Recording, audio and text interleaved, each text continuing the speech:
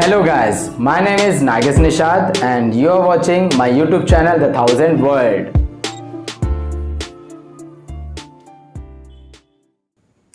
So today we are going to deal with the basis of classification of this R.H. Whittaker. Okay, so 5 kingdom classification is given by R.H. Whittaker, whose basis of classification of organism is on the basis of whether the organism are of prokaryotes or eukaryotes, or the organism is of unicellular, multicellular, or the organisms is about autotrophs or heterotrophs. So they are classified on the basis of these following categories. So in this video we are going to talk about this prokaryote, eukaryote, or unicellular, multicellular, and autotrophs and heterotrophs.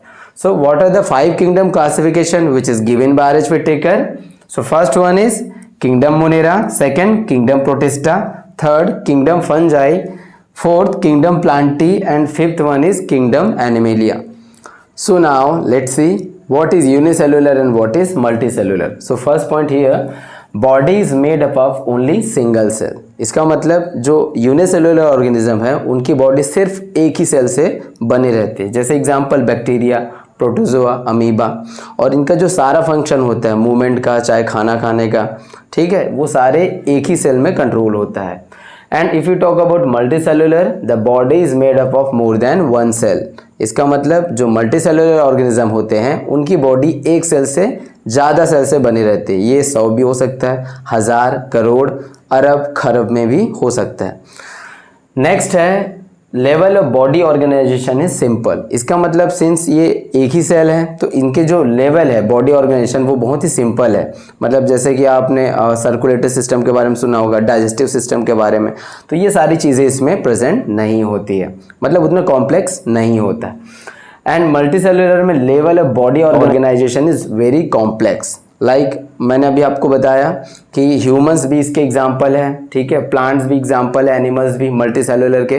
तो इनमें क्या होता है कि circulatory system, digestive system, nervous system, excretory system, मतलब अलग अलग type के बहुत सारे सिस्टम्स हैं, ठीक है, एक चैनल जिसमें चैनल की तरफ वर्क करते हैं. तो मल्टीसेलुलर की जो बॉडी ऑर्गेनाइजेशन है वो बहुत ही कॉम्प्लेक्स होती है.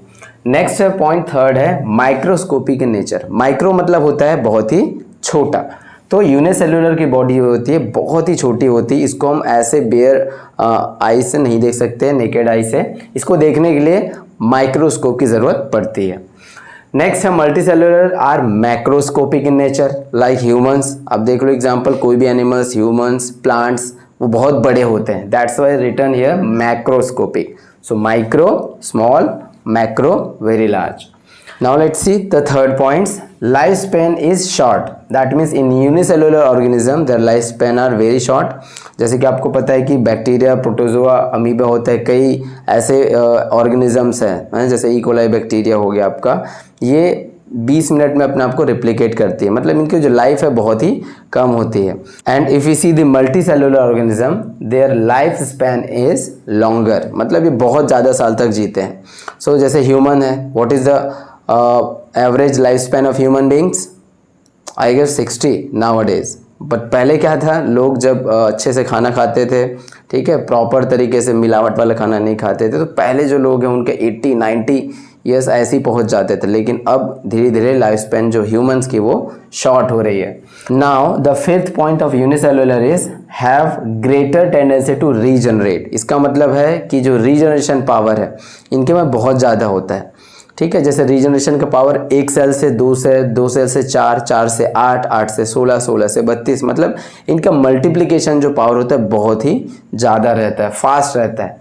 और उसी तरीके से यदि आप मल्टीसेलुलर में देखेंगे तो they have low tendency to regenerate. Imagine lizard without tell.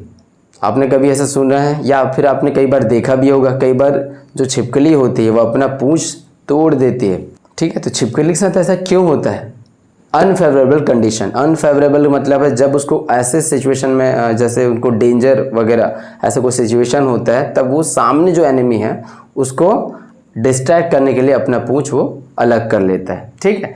तो इसमें याद रखना, low tendency to regenerate, but there are several organisms, okay, whose body parts can be regenerate. जैसे कि हमने अभी आपको क्या बताया, लिजर्ड का है. ह्यूमन में भी कुछ ऐसे पार्ट्स हैं जो बहुत ही जल्दी रीजनरेट करते हैं. जैसे एग्जांपल लीवर, आपने सुना होगा लीवर जो डोनेट करते हैं कई बार, है ना। तो इसमें क्या होता है, यदि किसी बॉडी का 60% लीवर खराब हो जाए तो भी वो जिंदा रह सकता है, या फिर किसी के लीवर की ज़रूरत पड़ेगी तो अपना 50% जो लीवर है वो सामने वाले को दे दोगे तो भी आप जिंदा रहोगे और वो वापस पूरा कंप्लीट लीवर बन जाता है। नेक्स्ट है 6 number, reproduction via budding binary fission. Reproduction का मतलब होता है टू गिव अ बेबी और to reproduce a new offspring, that is called reproduction. And इनका जो रिप्रोडक्शन होता है वो नॉर्मल बडिंग, एग्जाम्पल आप देख सकते हैं। तो इसमें एक जो मदर रहती है वहाँ से एक छोटा सा बर्ड्स निकलता है, फिर वो ग्रोथ करता है, फिर धीरे से वो सेपरेट हो जाता है और एक खुद में एक नया ऑफस्प्रिंग बन जाता है। बाइनरी फिजन का मतलब होता है एक सेल का 2 या 2 से ज़्यादा में कन्वर्ट होना। बेसिकली फर्स्ट टाइम 2 होता है, फिर वो 2 4 होगा, फिर 4 से 8 होता है, 8 से 16, ठीक है। Now if you see the multicellular organism, their reproduction is via gamete formation. Gamete formation का मतलब है कि जो मेल गैमेट है स्पर्म जिसको बोलते हैं, फीमेल गैमेट ओवा, ठीक है। तो ये दोनों अलग अलग प्रोड्यूस करते हैं और जब इनका फ्यूजन वगैरह होगा तब क्या होता है, एक जायगोट बनेगा, उसी जायगोट के डेवलपमेंट से धीरे धीरे फिर बेबी बनता है। तो इसके एग्जांपल्स आप देख लीजिए, यूनिसेलुलर में bacteria, protozoa, amoeba, penicillium, okay, and vorticella. Next है आपका मल्टीसेलुलर में plants, animals, insects, birds, humans. तो ये छोटे छोटे पॉइंट्स है यूनिसेलुलर और मल्टीसेलुलर के, and you have to learn it. और whenever this terms will come like unicellular and multicellular, तो आपको ये सारे पॉइंट्स आपके दिमाग में आने चाहिए। So let's see what is prokaryotes and what is eukaryotic. So let's see the first point. Prokaryotic, they do not have nuclear membrane. That means इनके पास जो है nuclear membrane present नहीं होता. And eukaryotic, they have nuclear membrane. तो nuclear membrane का काम क्या होता है उसको एक एग्जाम्पल से समझते हैं। माने कि एक बाउल है, बाउल में ढेर सारे गुलाब जामुन हैं, ठीक है। लेकिन अब वही सेम जो गुलाब जामुन है, यदि बाउल टूट जाता है तो क्या सारे गुलाब जामुन सेम के सेम वैसे ही रहेंगे अपने ही जगह पर, या फिर फैल जाएंगे? ऑब्वियसली फैल जाएंगे। तो सेम क्या होता है, न्यूक्लियर जो मटेरियल है, जेनेटिक मटेरियल जो होता है वो न्यूक्लियस के अंदर होता है, न्यूक्लियस में, और उसके बाहर एक कवरिंग होती है जिसको बोला जाता है न्यूक्लियर मेम्ब्रेन, जो सेम एक पॉट की तरह या फिर एक बाउल की तरह काम करेगा जो पूरे गुलाब जामुन को होल्ड करके रखा है। अब यहाँ पर क्या होता है, प्रोकैरियोटिक में they don't have nuclear membrane, so that's why their genetic material gets scattered throughout the cell. Example आप देख सकते हैं। नेक्स्ट है यूकैरियोटिक में क्या आता है, दे हैव न्यूक्लियर मेम्ब्रेन। तो इसकी वजह से न्यूक्लियस जो होता है एक सेम साइज में एक पॉइंट आउट होकर एक जगह पर प्रेजेंट होता है और ये पूरे सेल में फैला नहीं रहता। सेकेंड है prokaryotic, they are primitive. Primitive का मतलब ये पहले आए, as we know we evolve after millions of years, है ना।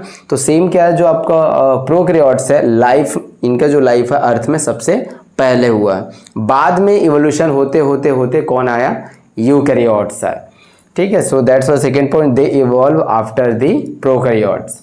Third point, exclusively unicellular. That means in the previous section we already seen about the unicellular. So all the points of unicellular you can include in this prokaryotes. तो जितने example है unicellular के वो सारे क्या हो जाएंगे, आपके प्रोकैरियोट्स होते हैं। And eukaryotic are exclusively multicellular. तो जितने भी मल्टीसेलुलर ऑर्गेनिज्म है like plants, animals, okay, birds, human beings, वो सारे किस में आ जाएंगे, यूकैरियोट्स में। नेक्स्ट है they do not have membrane bound cellular organelles. तो यहाँ पर आपने देखा कि मेम्ब्रेन बाउंड सेलुलर ऑर्गेनेल्स बोला, ये सेलुलर ऑर्गेनेल्स होता क्या है। जैसे इमेजिन कीजिए घर में आपको पता है as we have kitchen, one kitchen room, store room, dining room, okay. तो ये अलग अलग रूम्स वगैरह प्रेजेंट होते हैं, ठीक है, बेडरूम्स। तो ये सारे रूम्स का अलग अलग वर्क है। जैसे किचन रूम में हम सिर्फ खाना बनाते हैं, सेम उसी तरीके से क्या होता है कि कोई भी सेल के अंदर अलग अलग छोटे छोटे कंपार्टमेंट्स होते हैं जो सारे जितने भी फंक्शन है उसको करने में उसकी मदद करते हैं। लाइक एग्जांपल माइटोकॉन्ड्रिया, वो एनर्जी जनरेट करता है, ठीक है। नेक्स्ट होता है आपका क्लोरोप्लास्ट, जो आपको ग्रीन कलर जितने भी कलर लीव्स वगैरह में दिखाई देते हैं वो उसी के वजह से होते हैं। तो इनके जितने भी सेलुलर ऑर्गेनेल्स होंगे उसमें सेल मेम्ब्रेन मतलब उनका मेम्ब्रेन नहीं होगा। जैसे कि न्यूक्लियर मेम्ब्रेन नहीं था, सेम जो सेलुलर ऑर्गेनल्स होते हैं उसमें मेम्ब्रेन नहीं होता। नेक्स्ट है eukaryotic, they have membrane bound organelles. तो जितने भी ऑर्गेनल्स हैं, माइटोकॉन्ड्रिया, ठीक है, चाहे आप क्लोरोप्लास्ट ले लो, न्यूक्लियस ले लो, सब मेम्ब्रेन से घिरा हुआ होता है। एग्जाम्पल बैक्टीरिया, और इसके एग्जाम्पल देखो प्लांट्स एंड एनिमल्स। तो इसमें जितने भी यूनिसेलुलर के जितने एग्जाम्पल है उसको आप प्रोकैरियोट्स में लिख सकते हैं, और जितने मल्टीसेलुलर के एग्जाम्पल है आप उसको यूकैरियोट्स में लिख सकते हैं। Now let's see what is autotrophic and what is heterotrophic. So first point about the autotrophic is those living organism which can able to prepare their own food with the help of process of that is photosynthesis is called autotrophic. इसका मतलब जो organism with the help of this photosynthesis process जो अपना खाना खुद बनाते हैं उसको बोला जाता है autotrophic, और जो organism अपना खाना खुद नहीं बना सकते उसको बोला जाता है heterotrophic, है ना। तो ऑटोट्रॉपिक एग्जाम्पल है plants, grass, blue green algae, और हेटरोट्रॉपिक एग्जाम्पल हो जाते हैं ह्यूमंस, एनिमल्स, बर्ड्स। अब आपके दिमाग में क्वेश्चन आ रहा होगा कि फोटोसिंथेसिस है क्या। So it is a process in which a plants prepare their own food with the help of carbon dioxide, sunlight, chlorophyll, water and mineral. So that is called photosynthesis process. And एक और question शायद आपके दिमाग में आ रहा होगा कि ये अपना खाना खुद बनाते हैं, लेकिन हम भी तो अपना खाना बनाते हैं, है ना, किचन में। तो ये ऐसा नहीं है, ठीक है। हम जो खाना बनाते हैं वो प्लांट प्रोडक्ट या फिर एनिमल प्रोडक्ट होता है जिसको हम किचन में बनाते हैं, लेकिन जो ऑटोट्रॉप्स होते हैं वो अपना खाना with the help of sunlight, carbon dioxide और वाटर मिनरल की मदद से, क्लोरोफिल की मदद से खाना वो बनाते हैं। Second, due to this, since they can able to prepare their own food, that's why they are also called producer, है ना। and heterotrophic they are also called consumer। ये प्रोड्यूसर इसलिए क्योंकि ये खाना प्रोड्यूस करते हैं, बनाते हैं, और कंज्यूमर जो इसको कंज्यूम करते हैं, मतलब प्लांट प्रोडक्ट्स, ठीक है, उसको हम कंज्यूम करते हैं, इसलिए हेटरोट्रॉप्स को क्या बोला जाता है, consumer. Third point, they have chlorophyll. Okay, so autotrophs they have chlorophyll, that's why they are able to prepare their own food, but the heterotrophs they don't have any chlorophyll. Fourth point, they are mostly sessile. Sessile का meaning होता है अपने जगह पर रहना। जैसे plants को देख लो, ठीक है, वो एक बार जिस जगह पर उसका ग्रोथ होता है वो वहीं पे ही रहता है, वो मूवमेंट नहीं करता जैसे एनिमल्स करते हैं। दैट्स वाई यहाँ पर क्या लिखा गया है, sessile. So autotrophic organism are mostly sessile, while heterotrophic organism they can move. Okay, so example are plant, grass, blue green algae, and heterotrophs examples are humans, animals, birds. Now let's see what is binomial nomenclature. Since many of the students have doubts what do you mean by binomial nomenclature, so today we are going to clear all the doubts in this content. So let's see the first point. The binomial nomenclature is given by Carolus Linnaeus. तो Carolus Linnaeus ने binomial nomenclature के बारे में बताया था। तो ये binomial nomenclature होता है क्या, उसमें कौन कौन से पॉइंट्स हैं, यहाँ पर देखते हैं। So first one, the name of any organism must be in two words in which first name should shows genus and second name shows species name. So that means किसी भी ऑर्गेनिज्म का जब naming किया जाएगा, scientific name है ना, तो उसमें हमेशा दो नाम से उसको लिखना है। तो पहला जो नाम होगा उसका जीनस बताएगा, दूसरा जो नाम होगा उसका स्पीसीज बताएगा। ये हमारा फर्स्ट पॉइंट है। Second, the first letter of the genus would be in capital while rest are in a small letter.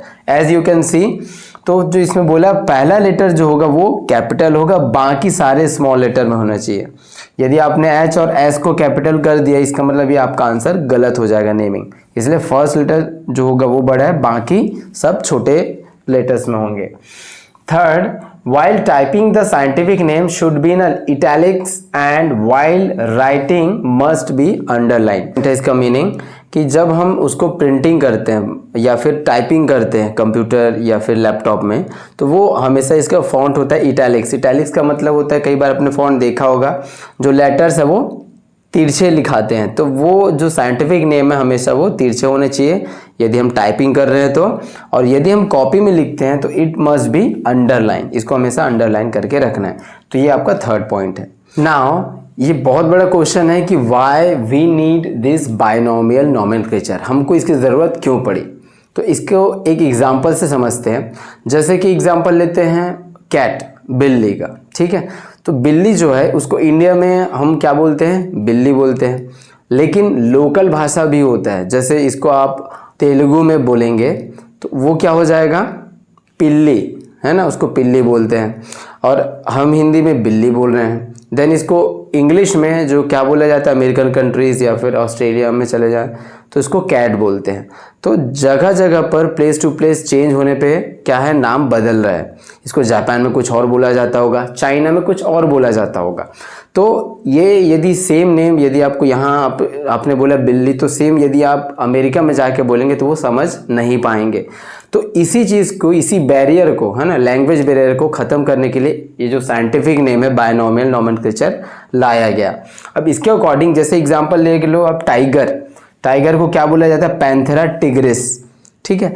तो इसको इंडिया में भी पैंथेरा टिग्रिस बोलेंगे, चाहे आप ठीक है राजस्थान चले जाओ वहाँ भी पैंथेरा टिग्रिस बोलेंगे, इंडिया के कोई भी एरिया में, चाहे आप जापान चले जाओ, चाहे ऑस्ट्रेलिया चले जाओ, चाहे आप फ्रांस हो गया, चाइना हो गया, अमेरिका, मतलब दुनिया के कोई भी जगह पर इसका जो साइंटिफिक नेम है टाइगर का वो है पैंथेरा टिग्रिस। और ये नाम यदि आप वहाँ पर बोलते हैं तो वो ज़रूर समझ जाएंगे।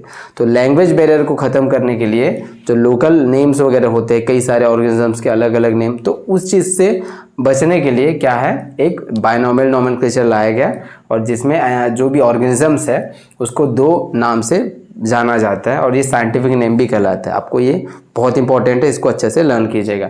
एग्जांपल देखो, होमो सैपियंस किसका है, ह्यूमन का है। तो ह्यूमन को आप इंडिया हो चाहे ऑस्ट्रेलिया कहीं भी उसको बोला जाएगा होमो सैपियंस। टाइगर को बोला जाता है पैंथेरा टिग्रिस। इसी तरीके से हर ऑर्गेनिजम्स का नाम है। तो आपको कमेंट बॉक्स में लिखना है जो रैबिट है उसका साइंटिफिक नेम क्या है। If you like the content, press like button. Also subscribe button and share it to your friends.